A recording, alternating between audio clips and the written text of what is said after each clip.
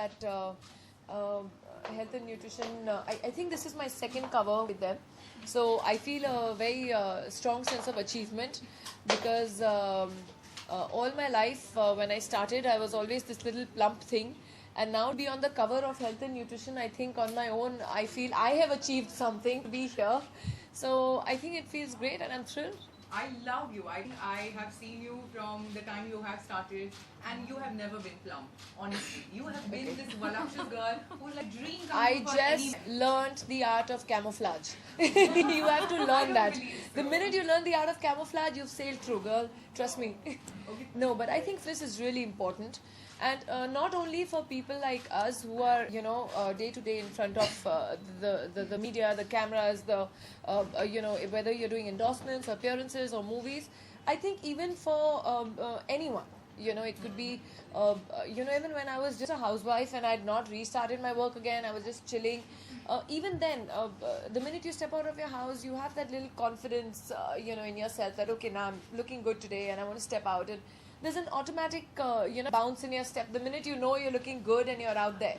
So I think it's not only necessary for people. I think it's for people in our line or in our industry. I think it's something that everyone should do for themselves, not for what your boyfriend or your husband is going to think you look like, but I think for yourself. So just do it for yourself. Well, it is not an easy job. You're a mother too, and you do so much other work. How do you maintain? And you've still sculpted your body so well. Tell me the secret. There has to be something. You cannot go on. Honestly, I think that when on the contrary, when you're working and you're running around, is that time I think it kind of helps because you're not focusing on okay, what I have to eat or what I don't have to eat. So automatically that happens. In fact, I lose more weight when I'm working non-stop. Okay. So then it becomes easier for me to manage my diet because my mind is diverted. But when I'm at home and chilling and I have those 2-3 days off and I'm sitting in front of the TV and watching my non-stop run of shows of Tyrant or Homeland or Grey's Anatomy or whatever, it's that when I want to, kind of binge. And that is the difficult point when you have to really control yourself. Oh, I thought you were going to say that because my kids are nibbling on my mind so much, and that is why I No, you know what is the tendency? I don't know how many of you have had newborns, but what's the tendency when your kids are toddlers? Is waste, because kids automatically stop eating after a while, and then there's that food in the plate, and you automatically are finishing it. That is the most toughest time. That's the time when you have to control. You'd rather waste than let it go to your waste. Okay. But honestly, is there a plan that you have a regime, exercise regime, or a diet regime that you follow to achieve what you want to? To be very honest, I don't want to puncture the fact that I'm on the cover, but I'm very lazy. I hate to work out. I have to motivate myself. I have to push myself, and I do it. But I do it. I don't do too much. I'm not one of those mad freaks who's 2 hours in the gym trying to sculpt, and I'm not obsessed with myself. But yes, I do believe that even 45 minutes a day, whether you walk or you do cardio or you do little bit of toning for yourself, is very necessary. That 45 minutes a day for your body is very necessary. Any form of exercise. I keep fluctuating. I don't stick to a particular thing because after a while your body also gets immune to that. So I have to jumpstart my body, especially after a certain age. I've crossed my 40, so I know that after a while I have to jumpstart my body into shaking up the metabolism to make it effect. So it could be anything. I walk, I swim, I run sometimes, I just do only yoga sometimes. So that kind of helps me keep the momentum on. Okay, but on a scale of 1 to 10, on a fitness scale, where do you rate yourself? I'm on the cover. What else do you want me to say? I'm on the cover, dude. This is me. I love it. So it is 1. We say that it is 1. You're saying it, huh? I'm saying Yeah. I love her, so I know it is 1. Okay, done. Alright, I'm going to keep this session open to all my people here. Shoot the question, and I know that this ravishing queen is going to shoot it back to you all. My reputation feeds me. Can I hide? Can I hide somewhere? Yes. Can I just go with her? Yes. Hi Raveena. You don't need to do anything. You find the way you are. Please, someone give her food. Please give her food. Can someone please give her food? So, what are your fitness goals and what are the rewards of staying fit? Sorry, what are my fitness goals?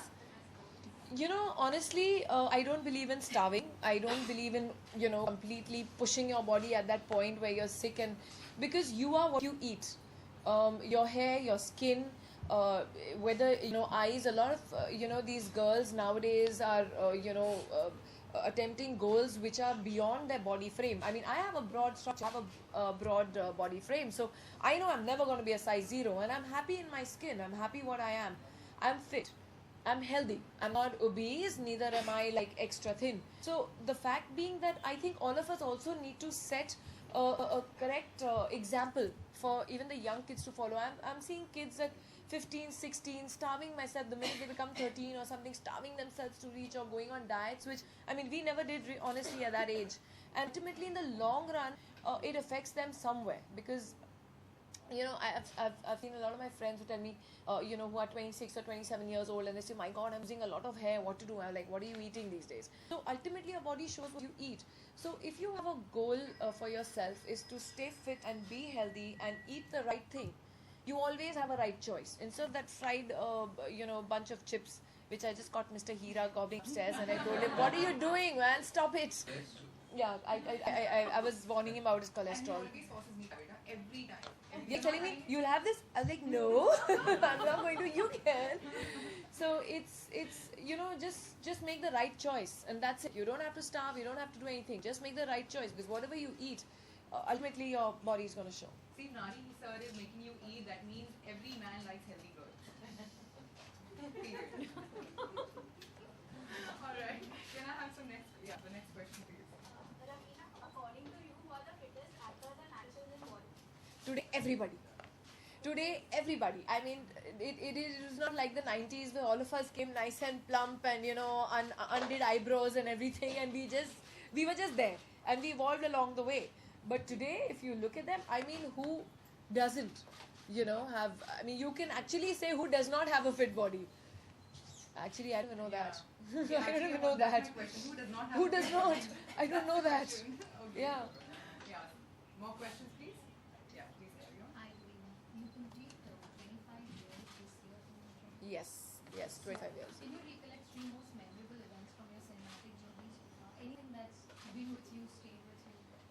I think everything to a certain degree. It can be even something as the most, amazing outdoor that one has had and had great memories, or a unit which is bonded like a family. Obviously, my award, like a national award. Um, my first film definitely most memorable because that was, I mean, that's like a landmark. So yeah, I think along the line these are few memories that remain very strongly so in your mind. Alright. Hi, Raveena. So you're looking handsome as ever. Thank you. What is your beauty mantra that keeps you so good? My no makeup look. Today is my no makeup look. Completely. It's like yeah, except for that lipstick to brighten up the fact and hide the fact that I've not done makeup. It's like, so yeah, I believe in going as natural as you can and let your inner beauty show. And just a few enhancements. Just always do a little bit enhancing of what your asset is on your face, and I think that will steal the show. Okay, so everybody actually should follow that point. Yes. Today's actors get a lot of help with respect to their, specific trainers and dietitians. I'm supposing by the time you started out, you didn't have these. Can you tell me how you managed to, stay thin and be in your role and keep that figure at that time? I think there was not so much pressure in those days for us. We were accepted how we were, like normal Indian women. I think somewhere towards the late, yeah, we were still either plumped or given nicknames and stuff. Okay, I What was won't your say. Y'all nickname? will only tease me. Nah, I'm not saying. What is your I'm nickname? not saying. I'm not saying. Go through all the old Stardust copies, you'll come to know. Go through all the old Stardust copies, you'll come to know. Whatever they called I us. only remember one, a Asli sleepy. ghee? Asli That was not me. That is Gita Bal. Okay, that was Yogita Bali ji. My God, you all attacked them since then. Some shame, his seniors, poor things. But we thought we were the only ones on the firing line. Idli Malini. Huh? Idli Malini. I tell you, you're incorrigible. Sir, Seriously. let's talk about the president. What's her nickname? I He's- think you know it. He's been now grandpapa, so he has to remember those times. Ravish, she is.